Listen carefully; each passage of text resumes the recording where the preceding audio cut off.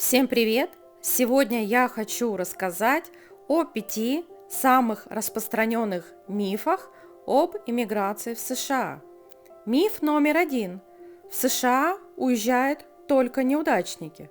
Ребят, если бы это была правда, разве отправляли бы чиновники-олигархи своих детей учиться в США?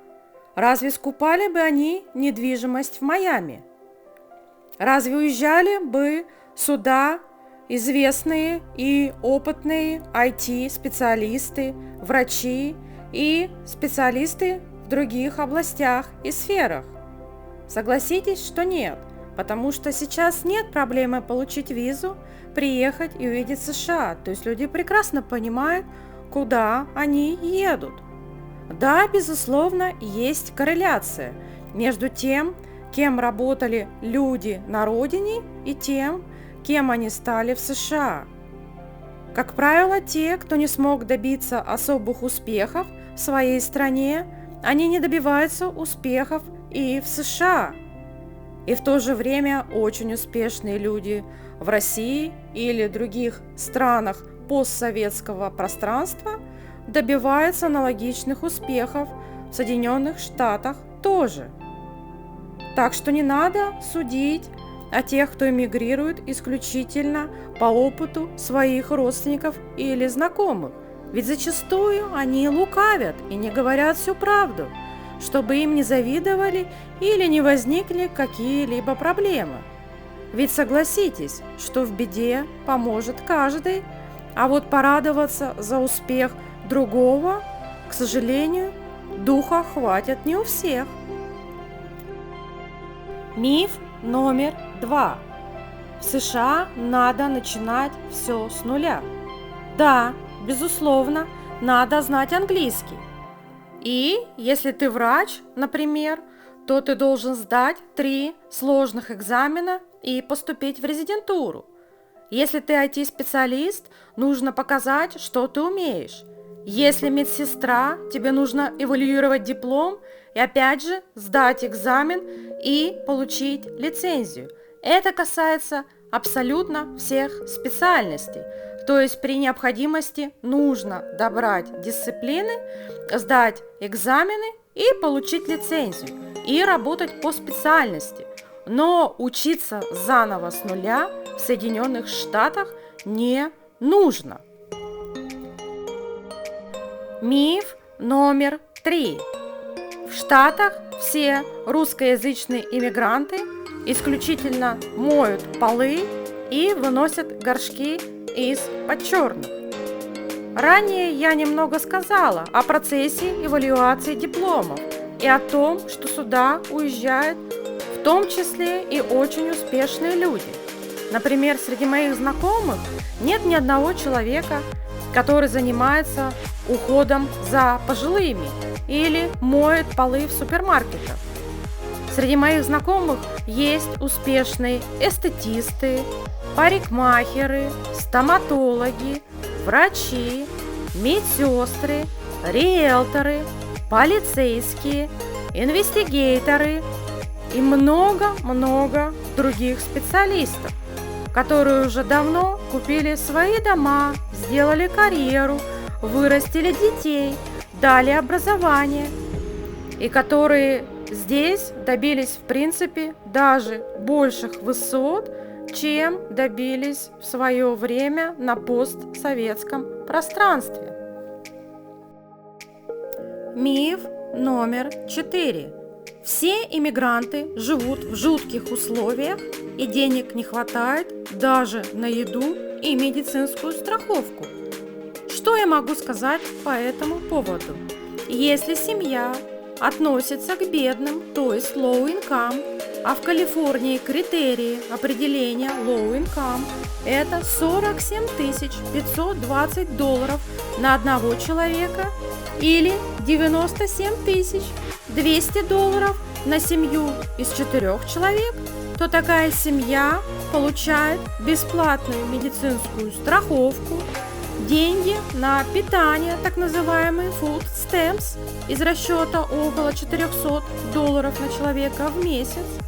Также получает дотации на жилье, детский сад, бензин и коммуналку. Также есть множество других льгот, как, например, получение бесплатного образования до уровня бакалавр. То есть на самом деле это страна возможностей, в том числе и для людей с низким доходом. Не обижен будет никто.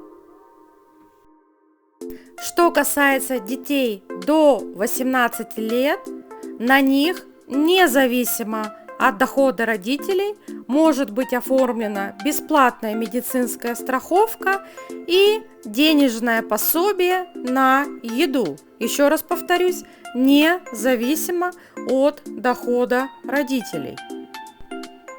Так что если ты работаешь даже обычным продавцом в супермаркете, тебе денег на жизнь всегда хватит. Миф номер 5. Русские иммигранты всегда будут вторым сортом в США. Я не знаю, кто это придумал. Возможно, люди судят по своему отношению к иммигрантам в России. Но Соединенные Штаты – это сама по себе страна иммигрантов. И здесь к иммигрантам относятся хорошо и всегда стараются во всем помочь. Я сама с этим неоднократно сталкивалась, с этой помощью со стороны коренного населения, если можно так назвать, американцев, которые сами когда-то в прошлом эмигрировали сюда из Европы. Обобщая вышесказанное, что я еще могу отметить? Среди моих знакомых есть очень много успешных людей. Даже те же трак-драйверы зарабатывают от 6 до 15 тысяч долларов в месяц и за 2-3 года работы вполне могут себе позволить купить дом за полную стоимость в том же Техасе, где отличные дома стоят около 200 тысяч долларов. Это, кстати, домики, это мобильные дома, вот мы сейчас пролетаем подо мной и впереди. Это mobile houses, они стоят около 50 тысяч долларов, но фишка в чем? Нужно платить за аренду земли. Аренда земли под мобильными домами зависит от расположения. Возле океана надо будет платить около 1200 долларов, а в недорогих районах это 200-300 долларов в месяц. Как правило, в таких комплексах есть спортивный комплекс, бассейны, детские площадки, но конкретно в данном комплексе я бассейна, к сожалению, не увидела.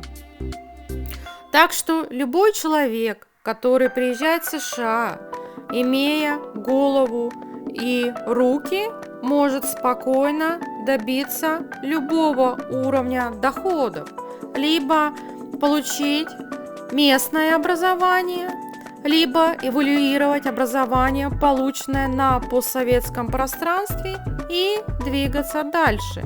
Тут перспективы огромные, даже, к примеру, у тех же медсестер. То есть они начинают с зарплаты 6 тысяч долларов, а если получают магистра, то они могут претендовать на зарплату до 15 тысяч долларов в месяц. Знаю одну медсестру, которая параллельно с работой организовала nursing home. Это там, где круглосуточный уход за пожилыми людьми, типа такого мини-дома престарелых в обычном доме. И ее дополнительный доход составляет около 300 тысяч долларов в год. Она не брала никаких кредитов, ей хватило тех средств, которые она сама лично заработала, будучи nurse practitioner. И здесь, кстати, nurse practitioner может практиковать как обычный врач, ставить диагнозы и выписывать препараты. Многие из них становятся косметологами, и там уже доход не ограничивается 15 тысячами долларов в месяц, там уже можно зарабатывать не меньше, а зачастую и даже больше, чем врач. К К примеру, моя родственница выиграла грин-карту в 45 лет, приехала, выучилась с нуля на медсестру, сейчас ей 60 лет, у нее 3 клиники в Чикаго, 1 клиника в Майами, полностью выкупленная квартира, купила квартиру дочке, помогла с домом другой дочке, купила машину многодетной дочке. В общем, все у нее хорошо. И она также сейчас в 60 лет учится на Nurse Practitioner, чтобы иметь независимую практику и не платить врачу за лицензию, под которой она работает. Поэтому, если есть голова на плечах, то можно добиться любых успехов в США. Сейчас я буду садиться. Будет интересный момент при приземлении. Это вот с полупрозрачной крышей, это мой Мерседес. Понаблюдайте за моей посадкой. Надеюсь, вам понравится. Это, кстати, офис доктора, куда я привезла свою дочку на осмотр. У нас температура, мы болеем, у нас ОРВИ, поэтому мы приехали посмотреть и выписать препарат. Ну что, ждите, сейчас пойдем кататься.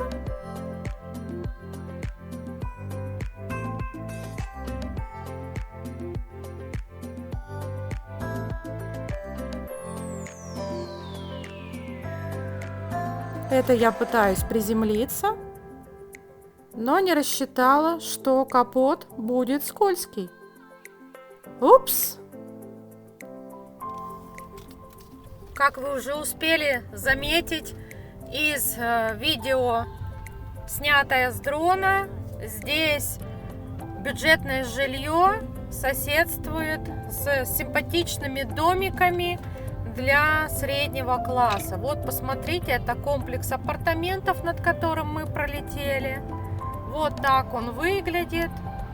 Здесь вот такая вот стихийная парковка, хотя у всех есть гаражи внизу апартаментов, но поскольку проживающих больше, чем гаражей, соответственно, много машин паркуется на улице. Видите? Вот.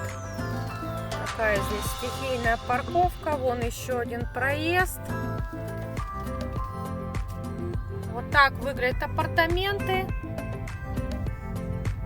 Жить здесь стоит недорого. Могут себе позволить люди, которые работают на самых низкооплачиваемых работах. Проблем никаких нет. А если семья малообеспеченная, так еще и субсидию получит на проживание здесь. Тут наш доктор находится. Мне интересно просто, где он проехал. А, тут еще вот один проезд. Да, еще один проезд. Где... А вот здесь, кстати, гаражи. То есть у этих апартаментов есть у всех гаражи, где можно припарковаться. Вот тут эти домики, над которыми мы пролетели. Здесь, конечно же, дома стоят намного дешевле, чем если покупать на берегу океана. Но все вот так вот симпатичненько, достойненько, красивенько, ухоженно. Пальмочки. Вот. А сейчас я поеду к той школе, которую я снимала. Там видео вообще набрало какие-то там нереальные показы. И сниму там видео с дрона. У меня осталось немножко батареи. Так что я поеду туда и отключаюсь, потому что мне нужен навигатор. Вот, кстати, посмотрите. Посмотрите, какая красота. Вот. Вот так вот живет средний класс и люди с доходом ниже среднего. Всем пока-пока!